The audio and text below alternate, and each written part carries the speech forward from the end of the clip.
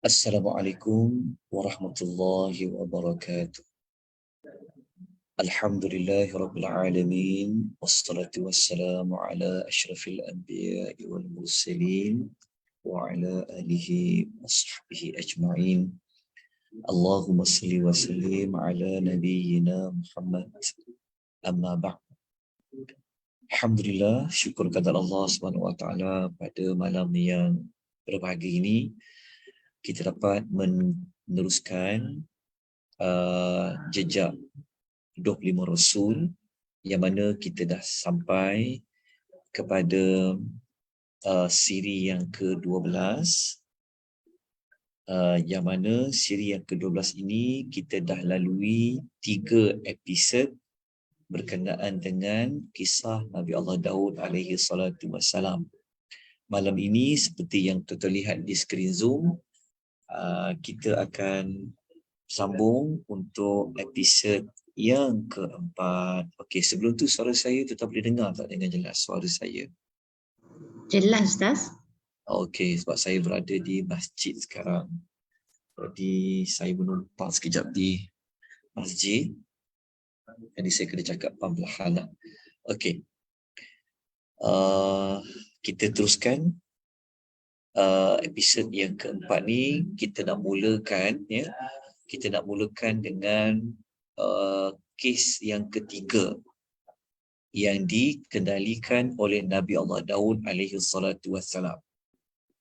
Okay, kita semua telah pun lalui episod yang ketiga pada minggu lepas, yang mana Nabi Allah Daud ini beliau telah mengendalikan 2 kes yang telah dibawa yang telah dihadapkan kepada baginda Nabi Allah Daud alaihi salam. Nombor 1, kalau kita ingat kes apa?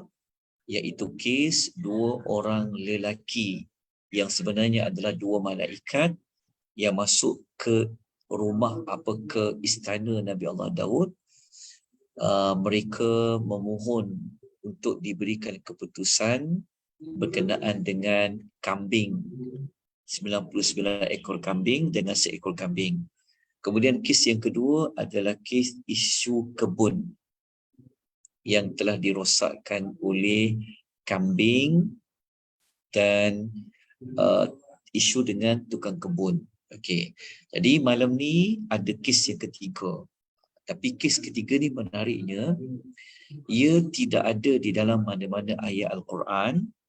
Okey, dan cuma ia ada di dalam hadis Nabi SAW yang sahih. Kes ketiga, isu ketiga ni dia dalam hadis riwayat Al-Bukhari. Okey, kisah 2 wanita yang berbeza umur, seorang agak muda, seorang lagi dah berumur. Lepas tu kedua-dua wanita ini mereka mempunyai seorang anak lelaki. Maknanya wanita yang tua tu dia ada seorang anak lelaki, wanita yang muda tu pun dia ada seorang anak lelaki. Okey. Ceritanya begini. Okey, ini matan hadis. Saya tinggalkan, kita terus pergi kepada terjemahan hadis. Okey. Sabda Nabi SAW, ada 2 orang wanita, okay, bersama dengan 2 orang anaknya. Kalau kita baca pada matan hadis, kanat imra'atan ma'ahuma ibnahuma. Ada 2 orang wanita, mereka mempunyai 2 orang anak. Anak ni adalah anak lelaki lah. Okey. Tiba-tiba ada seekor serigala datang mengambil salah seorang dari anak dari keduanya. Maknanya daripada 2 budak tadi tu, satu daripadanya telah diambil oleh serigala. Maknanya matilah. Tinggal lagi seorang budak. Seorang budak ni, kedua-dua perempuan ini berebut tentang seorang anak lelaki ni. Kenapa berebut? Wallahu a'lam. Hadis tidak sebut. Adakah sebab mereka ni kembar seiras ke? Boleh jadi. Kan kalau kembar tak seiras mungkin boleh beza ni anak siapa ni anak siapa. Tapi isu sekarang ni dua-dua perempuan ini mereka berebutkan seorang anak yang masih hidup tu.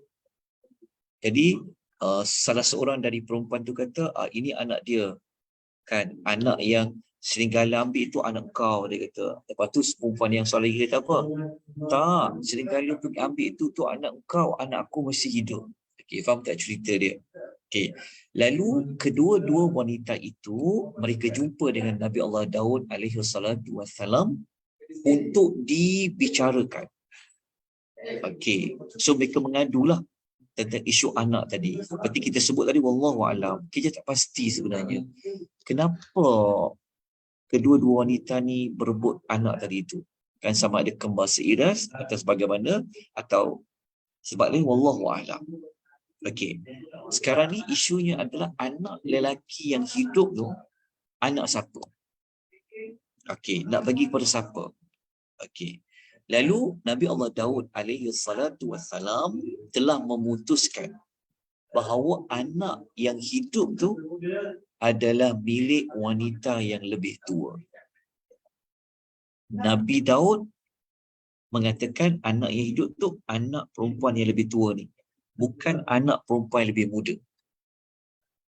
Tapi dalam hadis tak cerita macam mana Nabi Allah Daud dia verify, dia tentu sahkan bahawa anak yang hidup tu adalah anak perempuan yang lebih berumur tadi, yang mati tu anak perempuan yang muda tu. Wallahu a'lam. Tapi para ulama ulas kemungkinan Nabi Allah Daud ni tengok kalau perempuan yang muda tu mungkin dia boleh beranak lagi, berbeza dengan wanita yang sudah tua. Jadi kalau wanita tua ni dia dah tua, jadi dia perlukan anak. Okey, ada yang mengulas seperti itu. Ada yang mengatakan bahawa perempuan lebih tua tu dia pandai berhujah sehingga mengalahkan perempuan muda tadi. Jadi hujah perempuan tadi tu lebih kuat. Itu Nabi Daud bagi keputusan anak itu adalah anak perempuan yang tua, bukan perempuan yang muda. Lepas tu mereka ni tak puas hati lagi. Mereka sampaikan kes itu kepada Nabi Allah Sulaiman alaihi salatu wassalam. Nabi Sulaiman mengendalikan kes ini. Contohnya kalau kita kata macam mahkamah tinggi naik kepada mahkamah persekutuan lah. Contohnya macam itulah. So 2 kali dibicarakan. Okey. Jadi Nabi Allah Sulaiman dia lain sikit. Dia kata apa? Okey, dia kata boleh tak bagi kepada aku sebilah pisau supaya aku dapat membelah anak yang hidup ni, kepada aku nak bagi 2 kepada kamu berdua. Nabi Sulaiman ni tengok ni, dia kata, okeylah, kalau kau berebut sangat, seorang ni berebut ni anak dia, aku nak ambil pisau, lepas tu aku nak belah 2 anak tu. Sebahagian untuk korang yang tua, seorang lagi untuk anak yang muda. Tetap faham tak maksudnya? Bukan Nabi Allah Sulaiman dia nak bunuh budak tu dengan dibelah. Tapi dia macam dia nak tengok antara kedua-dua perempuan ni siapa yang layak dapat. Okey. Perempuan yang muda tu dia cakap apa? Perempuan yang muda kata, janganlah buat macam tu, janganlah belah dia. Semoga Allah merahmatimu wahai Sulaiman. Okeylah, dia kata anak perempuan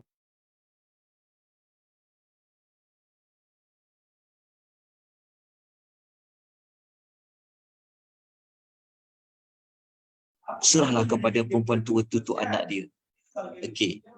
Nabi Sulaiman dia tak serahkan anak itu kepada perempuan tua, tapi dia bagi anak itu kepada wanita muda.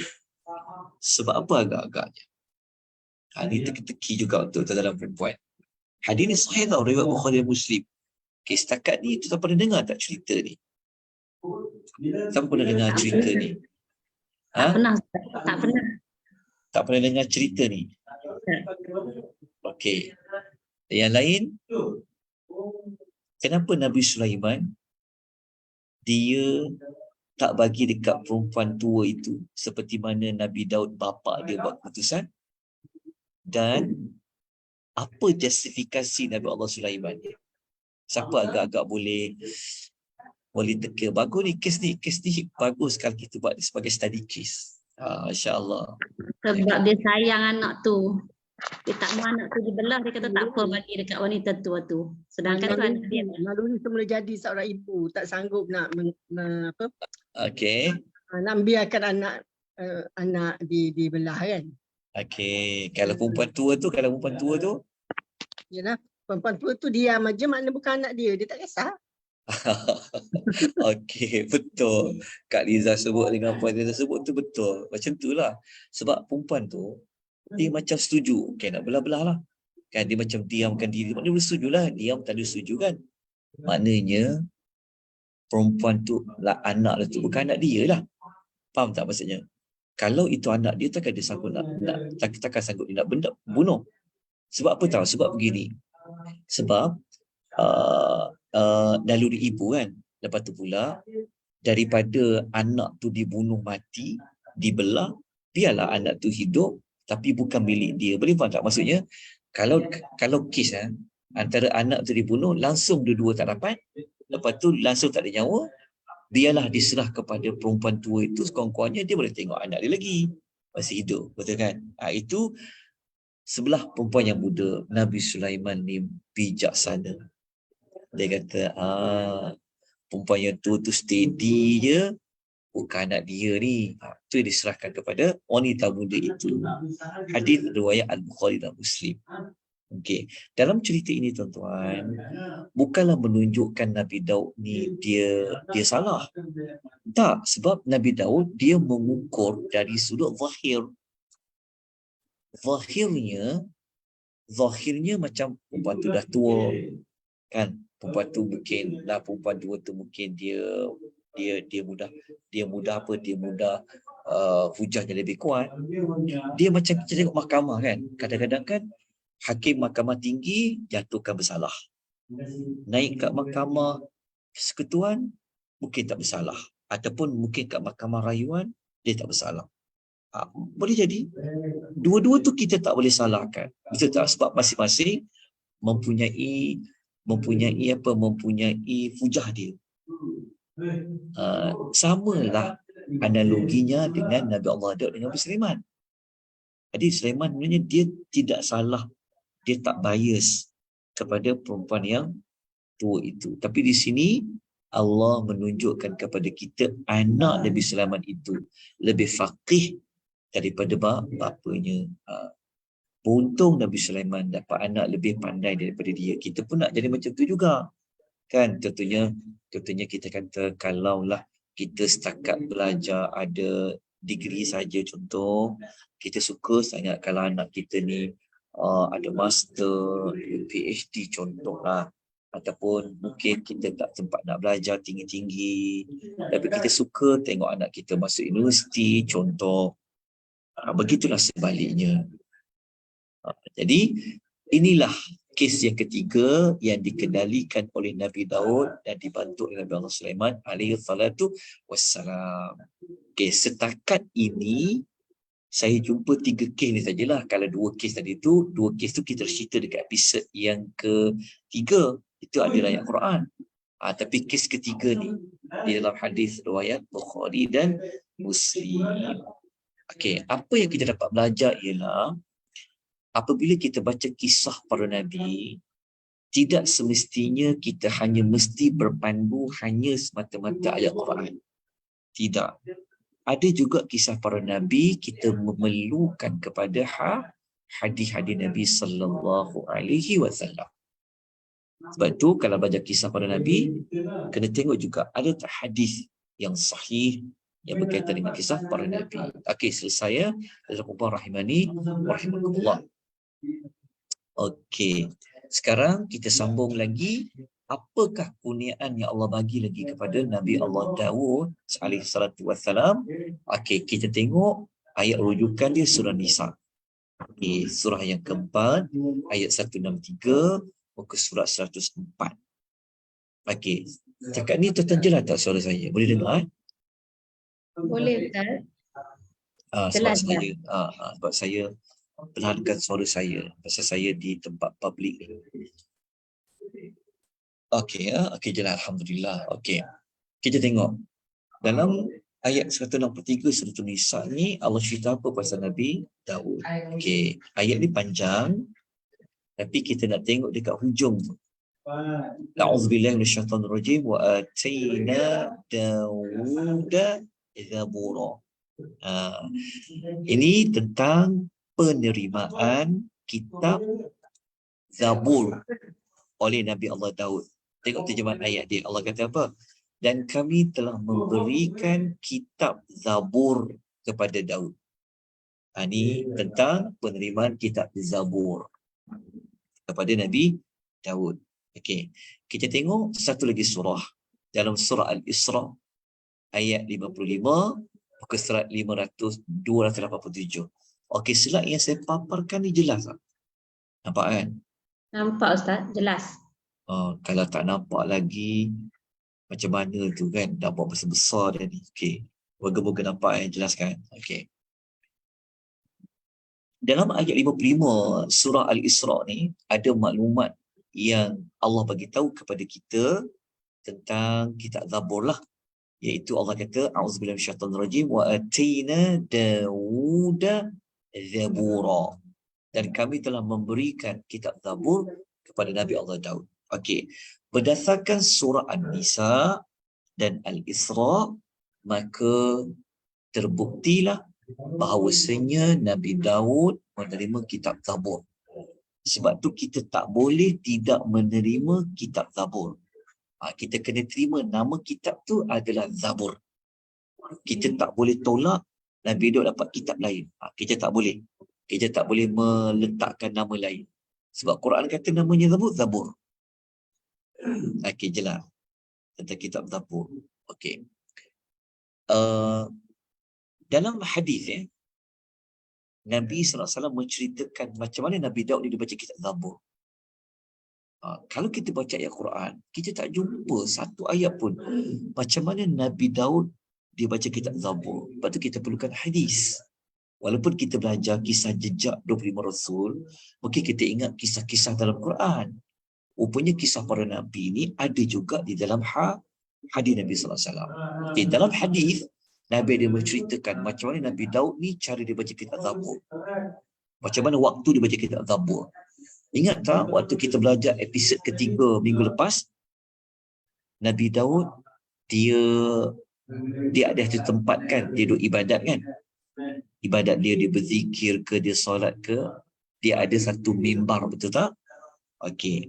Tapi kali ini kita wallahu a'lam, Quran tidak cerita kepada kita mimbar itu dia buat apa, tapi kita tahu mimbar itu adalah tempat bukan mimbar mimbar kan saya sebut Mihrab.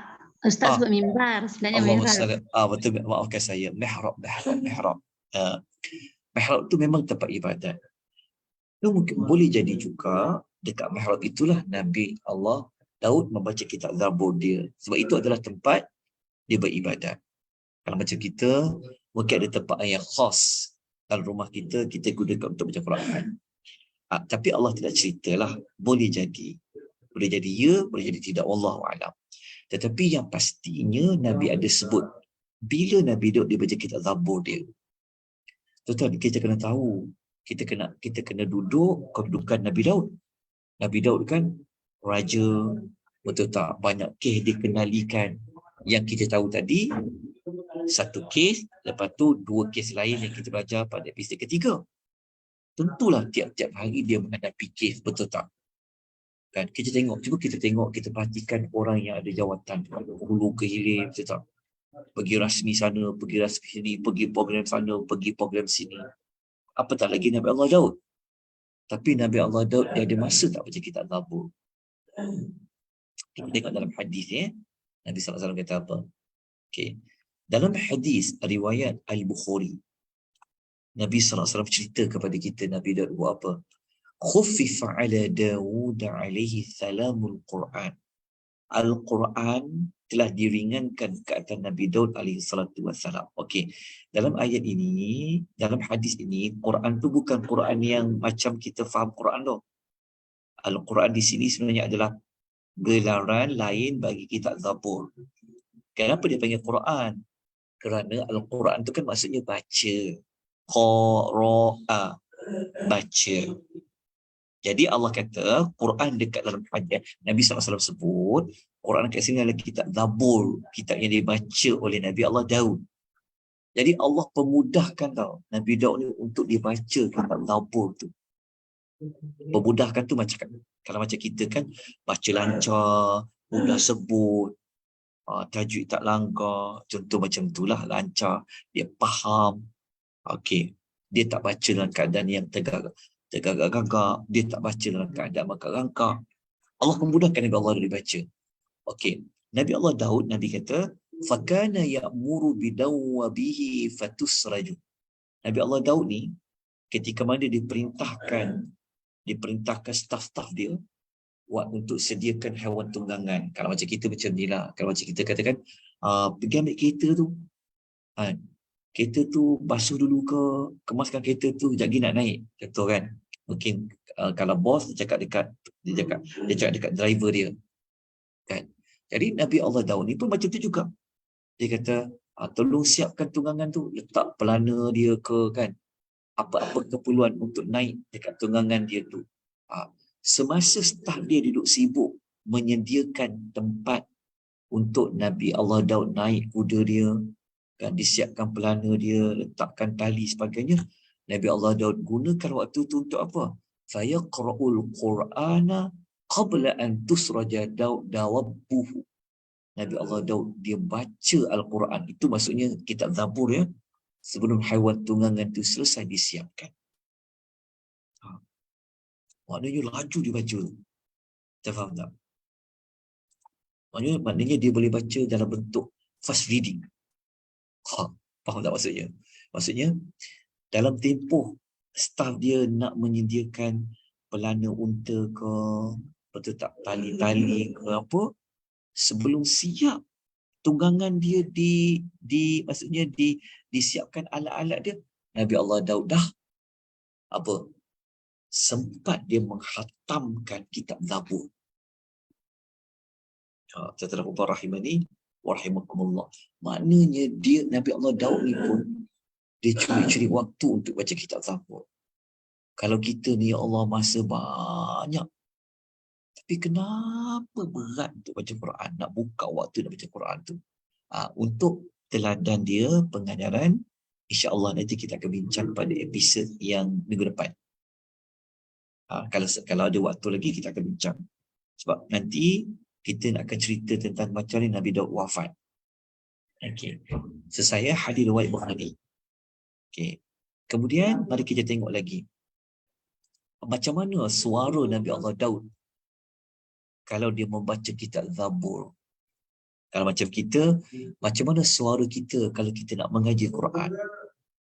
Kalau kita mengaji Quran kan Nabi suruh suara kita disedap-sedapkan, betul tak? Nak kena bertarannum ke, kan, nak kena baca, menyebut dalam keadaan bertajwid ke. Okey, macam mana Nabi Daud dia baca kitab Zabur dia? Kalau tadi tu dalam bentuk dia baca jenis fast reading lah. Kan Allah pemudahkan dia baca, lancar dia baca. Okey, cepat dia baca. Sekarang macam mana suara dia? Okey, dalam hadis Nabi SAW sebut tentang Nabi Daud, cuma Nabi bukan cerita secara direct pasal Nabi Daud tu, tapi Nabi cerita tentang suara salah seorang sahabat Nabi namanya Abdullah bin Mas'ud. Kata Abdullah bin Mas'ud, dia kata, sesungguhnya Rasulullah SAW telah berkata kepada aku, laqad utita mizmaran min mazamiri ali Daud.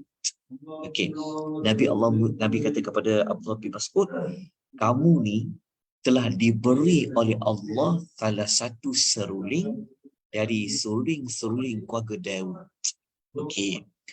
Tuan-tuan, hadis ini kena faham baik-baik. Bukan bermaksud ya Nabi Daud ni dia ada seruling. Kita kena ingat dekat sini. Nanti kita guna hadirin kata, Nabi Daud pun dia ada alat muzik ke? Jangan salah faham. Seruling dekat sini bukan bermaksud Nabi Allah Daud ni mempunyai banyak seruling. Jadi sahabat Abdullah bin Mas'ud ni pun ada seruling. Seruling dekat sini maknanya merujuk kepada suara, bunyi. Jadi suara Abdullah bin Mas'ud ni sedap bunyi dia. Suara dia tu umpama seruling Nabi Allah Daud. Jadi seruling Nabi Allah Daud ni bukan bermaksud Nabi Allah Daud tu dia ada seruling. Tetapi Nabi nak menyebut suara Nabi Allah Daud yang sedap tu. Macam mana suara sedap, nanti kita akan belajar lepas ni lagi. Okey. Tengok. Siapa yang rasa suara dia sedap, dia ada tanda dia. Nanti kita akan tengok macam mana suara dia sedap. Merdu suara Nabi Allah Daud ni. Jadi, rupa-rupanya ada sahabat Nabi Abdullah bin Mas'ud. Suara dia sedap. Macam bentuk suara Nabi Allah Daud. Okay, dalam hadis ni, kita jangan salah faham juga tentang ni. Keluarga Daud dekat sini bukan bermaksud ahli keluarga Daud macam anak dia ke. Bukan maksud Sulaiman. Bukan maksud anak yang lain, tak. Keluarga kat sini maksudnya adalah Nabi Daud. Kita kena faham kat sini. Keluarga Daud bukan merujuk kepada anak Nabi Daud, isteri Nabi Daud ke, bukan. Tapi keluarga Nabi Daud tu maksudnya Nabi Daud itu sendiri. Macam kita sebut Ali Imran, keluarga Imran. Bila sebut keluarga Imran, yang dimasukkan adalah Imran dan keluarga dia lah. Jadi keluarga Daud tu maksudnya pun Nabi Daud. Okay, muttafaqun alaih. Maksudnya hadis itu disepakati oleh Bukhari dan Muslim. Okey. Dah selesai. Okey, setakat ni boleh ikut tak? Boleh faham tak? Untuk episod yang keempat malam ini, maklumat dia. Boleh, Ustaz. Okey, ada apa-apa soalan tak nak tanya sebelum saya lanjutkan dengan tasbihnya Nabi Allah Daud. Nabi Allah Daud ni bukan sekadar dia bila kita Taurat, tapi dia juga suka bertasbih. Okey. Ada. Jika ada soalan apa-apa ke? Ada apa-apa nak tanya ke? Nak saya ulang di mana-mana ke? Okey. Jelas Okay. Jelas. Tak ada soalan. Okey. Siapa kat sini yang dia baru kali pertama dia ikut? Maksudnya dia sebelum ni dia tak sempat ikut episod 1, episod 2, episod 3. Tiba-tiba dah masuk episod 4 dah. Ada kan? Ada. Okey.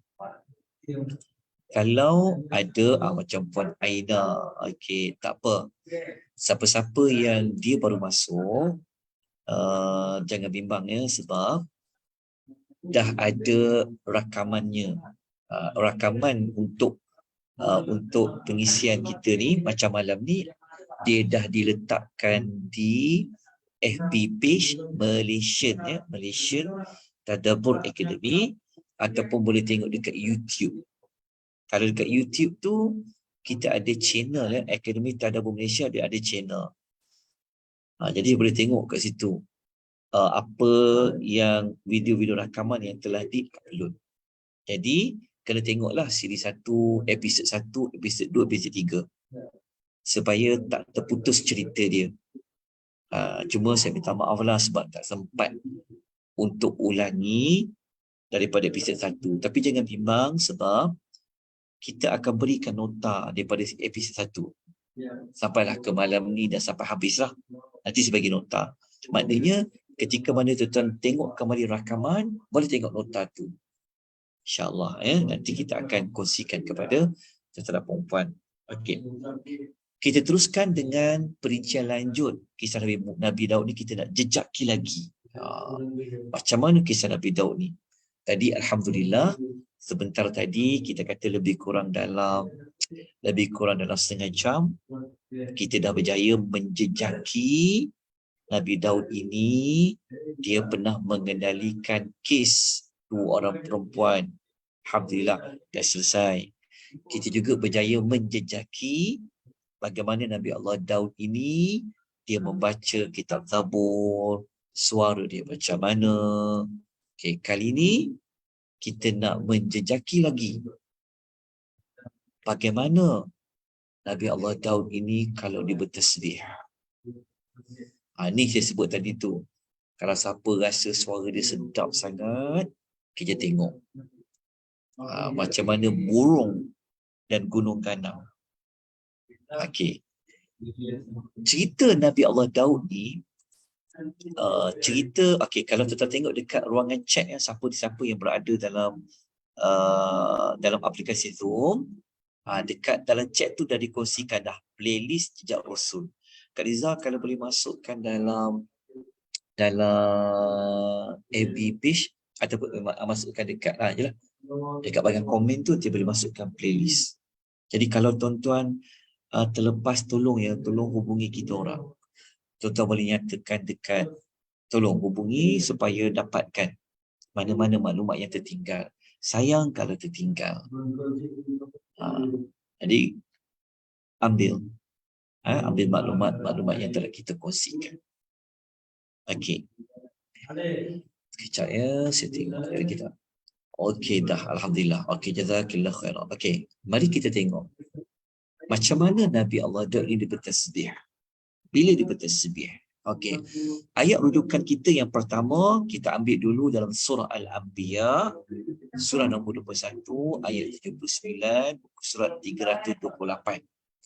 Okey, ayat 79 surah Anbiya ni Allah berfirman, a'udzubillahi minasyaitonir rajim, wasakhkharna ma'a Dawudal jibala yusabbihna wat-tayra.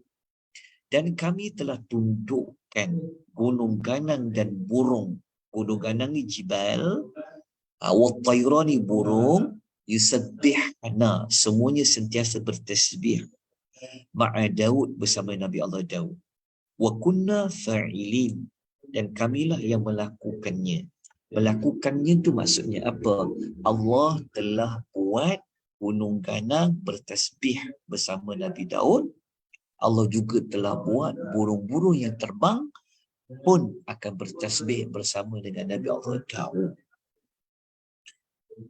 Hebatnya tasbih Nabi Allah Daud ni. Kalau Nabi Allah Daud bertasbih saja, maka gunung-gunung pun akan ikut ulang. Contoh, kalau macam kita bertasbih subhanallah, ada tak burung-burung berhenti ikut kita baca? Kucing yang kita bela pun buat tak kisah aja. Kita tak. Kalau Nabi Daud hidup lagi, tentu burung-burung akan berhenti. Mereka akan macam mana bentuk dia bertasbih, wallahu a'lam lah. Tapi memang Allah kata burung-burung tu akan bertasbih bersama Daud. Betul kata ma'a Daud. Allah yang buat gunung ganang ini, dia boleh mengeluarkan suara bertasbih. Tasbih dia, bagaimana bentuk dia? Wallahu a'lam. Punya sedapnya suara Nabi Allah ketika bertasbih. Ini kira suara yang paling sedap lah sekali ni. Okey, kita tengok ayat lain ya. Dalam surah Sabah ayat nombor 10. Muka surat kejap. Kenapa pula saya ni tutup ni? Okey, nampak tak slide saya papar ni? Nampak tak? Nampak. Okey. Surah Sabah ayat 10 muka surat 429. Kita tengok apa lagi tasbih Nabi Allah Daud. Okey, Allah kata ya jibalu, wahai gunung ganang, wat-tayra, dan burung-burung. Allah perintahkan apa? Allah perintahkan awwibi ma'ahu. Awwibi kat sini, perkataan awwibi ini adalah perintah yang Allah perintah tau kepada gunung dan burung. Awwibi ni macam ikut Nabi Allah Daud bertasbih tapi berulang-ulang. Contoh kata subhanallah, subhanallah, burung pakai ikut. Subhanallah, subhanallah, ulang, ulang, subhanallah, subhanallah, subhanallah, ikut. Itu contoh. Itu contoh. Allah perintahkan kat gunung ganang. Allah perintahkan dekat burung-burung supaya bertasbih berulang-ulang-ulang ikut Nabi Allahmu, Nabi Allah Daud alaihi salatu wassalam. Okey. Kita lanjutkan lagi. Bila mereka bertasbih? Waktu bila? Kita dapat maklumat Nabi Allah Daud dia bertasbih. Siapa yang ikut dia bertasbih? Kesan dia bertasbih tu suara dia diikuti oleh gunung-gunung dan juga burung-burung. Okey. Bila waktu Nabi Allah Daud itu bertasbih? Tengok dalam surah Sad. Surah nombor 38 ayat 18 hingga 19, muka surat 454. Allah mengatakan inna sakharnal jibala ma'ahu yusabbihna bil 'ashyi wal isyraq. Allah kata sesungguhnya kami telah menundukkan gunung Kanang untuk bertasbih bersama-sama dengan Nabi Allah Daud pada waktu petang dan juga pada waktu pagi. Waktu petang dekat sini, waktu petang ni bil asyi ni, petang ni maksudnya bila? Apabila masuk asar. Apabila waktu petang ketika terbenam matahari. Terbenam matahari.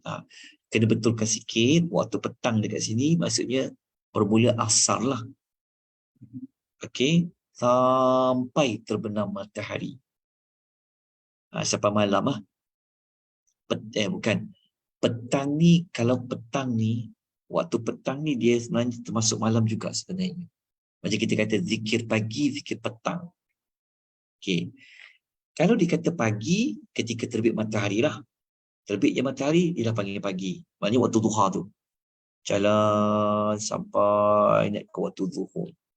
Jadi dua waktu inilah Nabi Allah Daud dia bertasbih. Maknanya pagi petang lah Nabi Allah Daud bertasbih.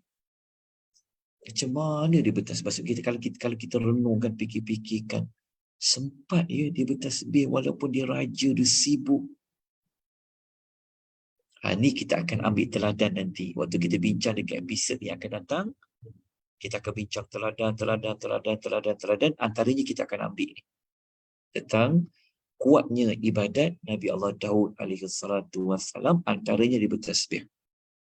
Maka mana-mana gunung-gunung yang dengar Nabi Allah bertasbih, dia akan bertasbih ikut. Burung-burung pun macam tu juga. Okey. Kita lanjutkan lagi. Dalam ayat nombor 19. Ayat nombor 19 ada pertambahan maklumat tau. Allah nak kata burung-burung dengan gunung ganang tu, mereka ni taat cakap Allah. Kalau kita baca ayat sebelumnya kan, Allah katakan, awwibi, tasbihlah kamu, ikut ulang-ulang. Dan gunung ganang dan burung ni, mereka memang taat perintah Allah.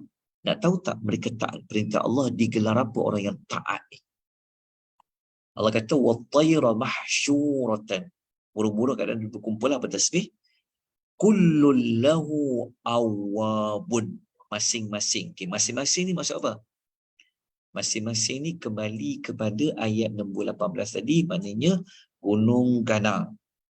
Termasuk burung-burung. Mereka ni digelar awwabun. Iaitu orang yang sangat taat. Awwabun. Awwabun ni ada tasdid. Maknanya sangat taat. Maksudnya Allah telah memerintahkan gunung ganang, engkau kena bertasbih bersama Nabi Daud pagi dan petang. Allah kata gunung ganang ini awwabun. Ikut apa yang Allah katakan. Allah juga kata kepada burung-burung, Nabi Allah Daud kalau dia bertasbih pagi petang, ikut dia bertasbih. Ikutlah, ulang lagi. Maka burung ni pun Allah genar mereka sebagai awwabun. Persoalannya adalah, adakah kita layak mendapat pangkat awwabun? Awwabun dalam Quran dengan 2 kali je Allah pernah sebut. Dua-dua tu kembali kepada Nabi Daud dan juga burung dan gunung gana. Nanti kita akan kupas awabun secara lebih terperinci dekat pengajaran pada episod akan datang. Maksudnya setelah tamat kita menjejaki Nabi Allah Daud alaihi salatu wassalam, baru kita akan tutup dengan episod untuk cerita teladan. Kita tak naklah macam cerita dekat TV kan. Cerita kalau kita pun pening. Episod 1 macam ni, episod 3 macam ni, lepas tu buat cerita flashback lah apa. Kadang-kadang kita dekat penonton cerita, kita pun duk cari-cari apa moral filem tu, apa moral cerita tu. Tak ada. Kalau kita tak nampak yang kita dapat apa, kita pening, kita marah dengan karakter orang tu. Tak. Tapi kisah para Nabi ni, kita akan ambil satu episod untuk cerita pengajaran saja. So kita akan gunakan konsep flashback balik. Episod 1 dulu belajar apa, so kita ambil pengajaran dia apa. Episod 2 tentang apa, pengajaran dia. Sampailah kita akan bincang awabun. Sangat beruntung kita kalau Allah gelarkan kita orang yang awabun. Awabun tu ada kaitan dengan awabin. Nanti kita akan belajar macam mana kita nak dapat pangkat awabun. InsyaAllah itu pada episod akan datang ya. Okey. Kemudian tentang apa rahimani wa rahimakumullah, kalau kita nak gali lagi maklumat, macam mana nak tahu burung-burung dan gunung ganang itu bertasbih? Dia sebut macam mana? Keluar suara tak? Okey, jawapan dia adalah wallahu ta'ala a'lam. Kita tak tahu. Cuma kita tak boleh tolak fakta memang gunung-gunung itu dia bertasbih ikut Nabi Daud. Begitu juga burung. Bagaimana bentuk dia? Adakah burung-burung itu berkicau? Itu maksud dia bertasbih ikut Nabi Daud? Wallahu a'lam. Kenapa kita kata wallahu a'lam? Allah lebih tahu. Sebab Allah tak beritahu. Hadis pun tak beritahu. Jadi kita kata wallahu a'lam. Okey. Ada ayat dalam surah Al-Isra. Ayat nombor 44. Muka surat 286. Ayat ini Allah ada membagi kita jawapan. Jawapan secara umum. Allah kata apa? Tusabbihu lahu as-samatu as-sab'u wal ardu wa man fihin. Langit yang 7 dan bumi yang 7 dan setiap makhluk yang ada padanya, mereka sentiasa bertasbih kepada Allah. Allah kata wa in min syai'in illa yusabbihu bihamdihi. Tiada sesuatu pun makhluk Allah mereka bertasbih dengan memuji Allah, walakin akan tetapi la tafqahuna tasbihahum, akan tetapi kamu tidak tahu, kamu tidak faham macam mana mereka bertasbih. Allah bagi tahu kamu takkan faham macam mana mereka bertasbih. Ayat Al-Isra ini bukan hanya sekadar tasbih gunung ganang, burung-burung Nabi Daud. Sebenarnya sampai sekarang masih lagi gunung ganang bertasbih, pokok-pokok bertasbih, burung-burung bertasbih, kucing bertasbih, katak bertasbih, semua. Sebab tu kalau kita belajar pasal tasbih, hebatnya Allah. Dan kita ni manusia sepatutnya kena bertasbih puji Allah. Tapi kalau kita tak puji Allah pun, Allah tidak tergugat sedikit pun kemuliaannya. Bahkan Allah mempunyai makhluk-makhluk lain yang akan bertasbih. Kalau orang tanya, macam mana kita tahu makhluk-makhluk lain? Ni ayat Quran kata. Kan? Allah beritahu kan? Allah beritahu, tiada sesuatu pun. Sesuatu tu umum. Langit yang 7, bumi yang 7, makhluk yang ada pada langit dan bumi. Sudah. Semua. Batu-batu, benda ke, tumbuhan ke, haiwan ke. Cuma Allah beritahu kepada kita, kamu tidak faham macam mana mereka bertasbih. Tapi Nabi ada sebut dalam hadis ya, macam kata-kata berbunyi tu kan. Kita duk selalu ejek kata tu kan. Kata, mengapa panggil hujan? Itu lagu lah. Tapi kan kata kan bunyi kan. Ong kan. Contoh kita selalu dengar kan orang punya kata.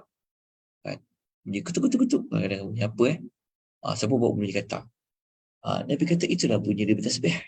Mungkin kucing mengiau kan. Ngiau, ngiau, ngiau. Kita duk ingat mungkin sebab dia lapar tu betul lah tu dia mengiau tu. Tapi kemungkinan juga itu cara bertasbih, tak tahu. Mungkin kita dengar bunyi angin yang berderu. Mungkin itu cara mereka bertasbih. Mungkin daun tu bergoyang. Mungkin itu bertasbih. Kita tak tahu. Tapi Allah kata semua tasbih. Jadi jawapannya berdasarkan ayat ini kita tidak mengetahui macam mana gunung ganang itu bertasbih dan burung-burung itu bertasbih mengikuti Nabi Allah Daud alaihi salatu wassalam.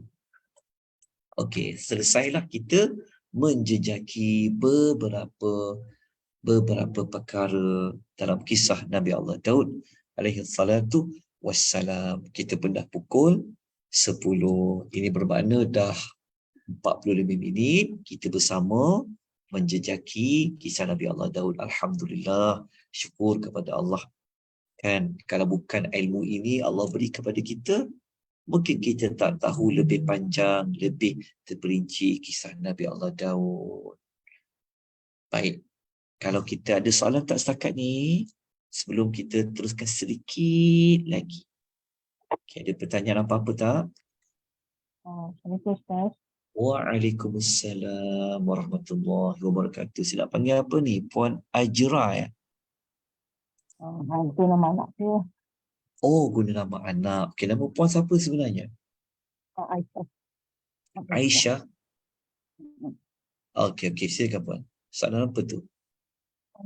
Yang pasal kitab Zabur tu memang tadi tiga ke dia pun Ustaz punya ni. Kitab Zabur, Memang sampai tadi tiga ke ada ulasan lain lagi. Ada episod akan datang.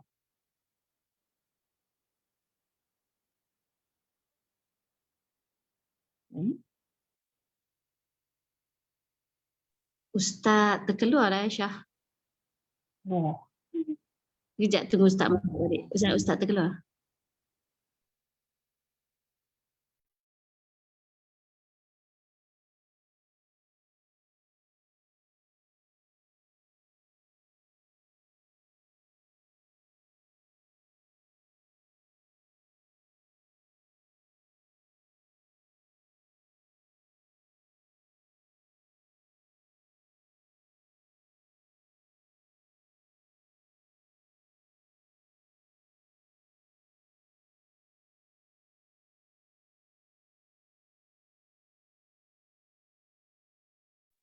Ustaz tak masuk balik pun ni.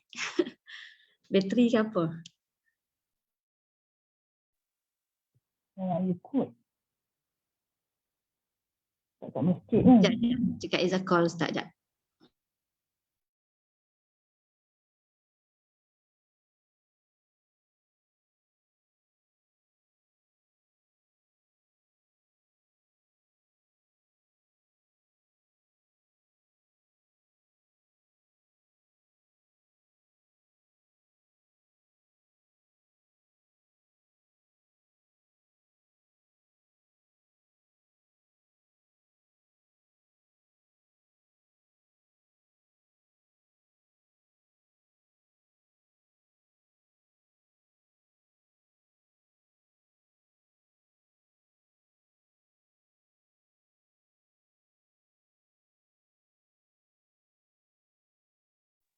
Ustaz tak angkat lah pula.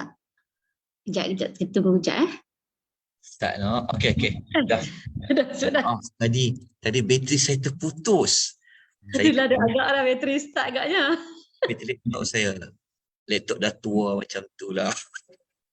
Okay, minta maaf. Ya, silakan Puan Aisyah tanya soalan tadi. Okey, silakan. Untuk episod akan datang ada tak lagi sebut pasal kitab Zabur ni? Itu memang sampai tadi. Solat akan datang tu maksudnya? Pasal Nabi Daud ni lah, untuk episod akan datang pasal Nabi Daud ni, ada tak sebut lagi pasal kitab Zabur? Maksudnya episod akan datang? Okey. Episod akan datang. Episod 5 ke? 5 ke 6 ke? Tak ada. Episod ke-5 tu tak ada dah. Cuma Mungkin nanti saya akan cerita kitab Zabur ni dekat slot kitab Taurat. Sebab kita macam ni, kita ada satu kelas hari Selasa malam Rabu, itu kita belajar kitab Taurat. Kitab Taurat menurut Al-Quran.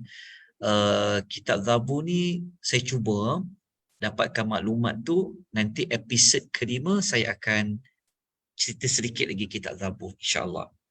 InsyaAllah. Nanti saya cuba dapatkan lagi maklumat menurut kepada hadis, insyaAllah. Ya? Kitab Zabur. Dah lama kira tentang kandungan kitab Zabur ni sebab banyak sebut Taurat, Injil, kan? Betul. Okey. Nanti saya cuba dapatkan. InsyaAllah saya cuba cari dengan kadar yang mampu lah. Kalau ada fakta itu dalam Al-Quran, nanti kita akan keluarkan.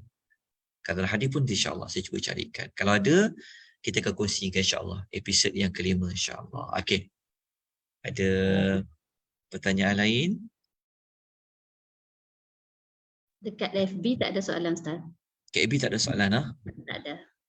Okey. Jadi, mari kita tengok penutup dia. Penutup untuk malam ni adalah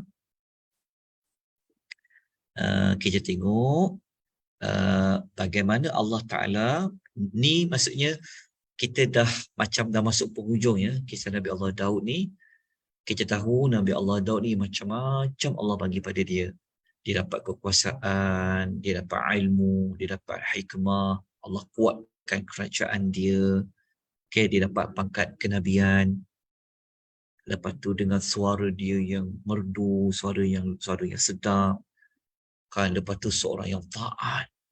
Maknanya package Allah bagi kepada Nabi Allah Daud alaihi salatu wassalam, Rasul yang pertama dan menjadi raja. Kita telah ulas pada episod yang sebelumnya. Justru itu, okay, dalam surah Sabah ayat nombor 13, muka surat 429, ayat ini kita boleh jumpa dalam Quran. Allah minta kepada Nabi Allah Daud dan anaknya Nabi Sulaiman supaya bersyukuri akan nikmat-nikmat itu. Itu yang Allah sebut, a'udzubillahi minasyaitonir rajim, i'malu ala Dawud syukra wa qalilun min ibadiyasy syakur. Allah kata, beramallah wahai keluarga Daud sebagai tanda kamu bersyukur.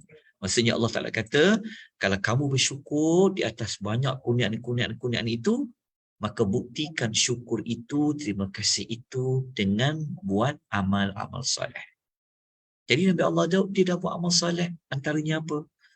Antaranya dia ikut hukuman yang Allah kata, ketetapan yang diberikan, dia ikut.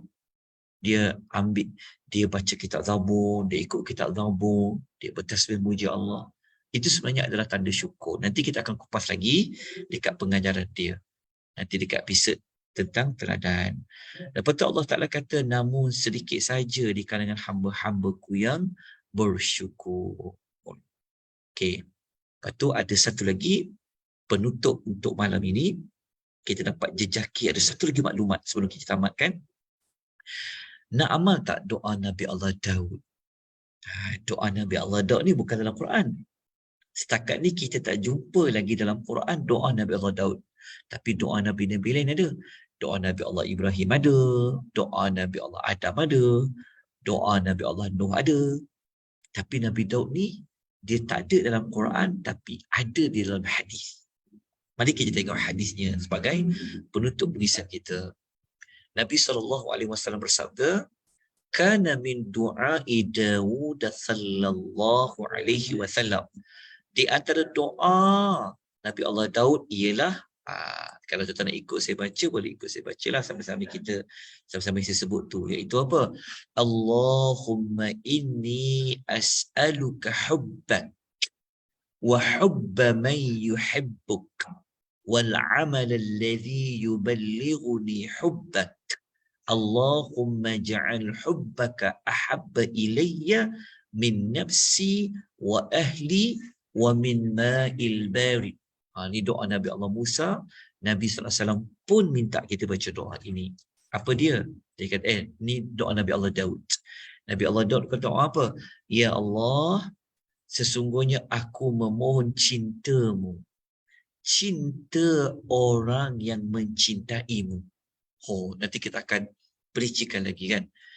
Nabi Daud minta, ya Allah, aku minta cinta engkau ya Allah. Cinta dari manusia yang mencintai engkau. Kalau kita cari cinta manusia, manusia itu tak cinta Allah. Patutnya kita cari cinta manusia, manusia yang mencintai Allah. Dan dapatkanlah amalan yang dapat menghantar aku untuk mencintaimu. Oh, menarik doa ni. Nanti kita akan kupas dekat pengajaran insya-Allah. Ya Allah, jadikanlah cintaku kepadamu melebihi cintaku kepada diriku, cintaku kepada keluargaku, dan cinta kepada air yang dingin, kepada nikmat. Allahu Akbar. Ya Allah, satu rezeki Allah bagi pada kita kan. Kita dapat doa Nabi Allah Daud. Nanti kita akan kupas panjang lah. Dekat episod teladan ni kita akan kupas. Apa maksud hadis ni? Moga-moga kalau kita boleh amal, kalau tuan-tuan sempat snap kan doa ni ambil. Sebab saya akan bagi nota keseluruhan minggu depan. Dekat episod hujung, sebab waktu kita cerita kewafatan Nabi Allah Daud, insya-Allah nanti saya akan terus bagi nota ni. Okey. Hadis riwayat Al-Imam Tirmizi. Jadi inilah penamat doa Nabi Allah Daud ini menjadi penamat untuk kita. Moga-moga apa yang kita baca doa ini, Allah menggunakan cintanya, Allah menggunakan cinta manusia yang mencintai Allah. Allah bagi kita hidayah taufik untuk kita buat amal-amal yang boleh meraih cinta Allah. Betul tak? Moga-moga kita ni cinta Allah ini lebih daripada kita cinta diri kita sendiri, keluarga kita dan kepada nikmat-nikmat yang lain. Betul tak? Moga-moga amin ya rabbal alamin. Baik, kita berhenti dengan kadar ini. Saya buka kalau ada apa-apa soalan. Silakan tuan-tuan dan puan-puan rahimani wa rahimakumullah. Okey, ada yang dah screenshot dah kongsi pada family, jazakumullah khairah. Okey. Ada soalan apa-apa sebelum kita tamatkan? Tuan-tuan dan puan-puan. Jelas ya, dapat tak sesuatu untuk episod kita yang keempat pada malam ni, alhamdulillah. Jadi dapatlah kita membuat kesimpulan dia. Episod yang keempat ni alhamdulillah kita dapat menjejaki kisah Nabi Allah Daud ini dari sudut apa?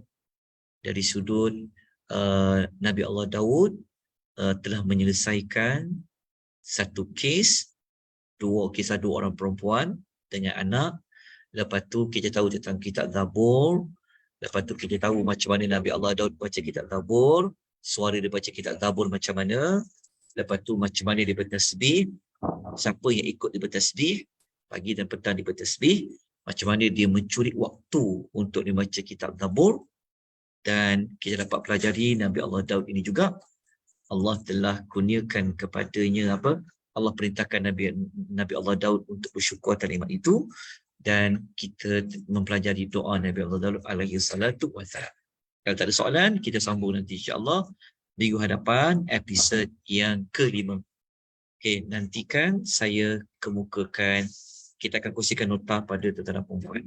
So dah disediakan playlist ya untuk rakaman episod 3, 2 dan episod yang pertama. Sebar-sebarkan tuan-tuan, ajak semua orang ikut. Sebab kelas kita ni dia tak perlu nak daftar-daftar, tak payah. Dapat link, ikut je. Dia akan terus auto dekat Zoom tu. Kalau tak sempat ikut secara live, boleh ikut secara rakaman. Boleh masuk dekat Malaysia, Tadabbur Academy. Okay, kalau boleh like jadi follower kepada FB page Akademi Tadabbur, begitu juga di YouTube insya-Allah. Moga-moga Allah memberikan kita berkat, Allah memberikan kita redha-Nya, dan Allah menggunakan kita syafaat Al-Quranul Karim. Semoga kita hidup seperti mana kehidupan yang dilalui oleh para Nabi alaihi salatu wassalam, seperti mana Nabi Daud alaihi salatu wassalam. Okay, kita jumpa lagi minggu depan. Terima kasih banyak-banyak kerana setia mengikuti pengisian pada malam ini, pada malam yang sebelumnya, dan moga-moga dapat ikut pada kuliah yang akan datang. Aku qouli hadza wa astaghfirullahal azim. Wabillahi taufiq hidayah. Wassalamualaikum warahmatullahi wabarakatuh. Waalaikumsalam.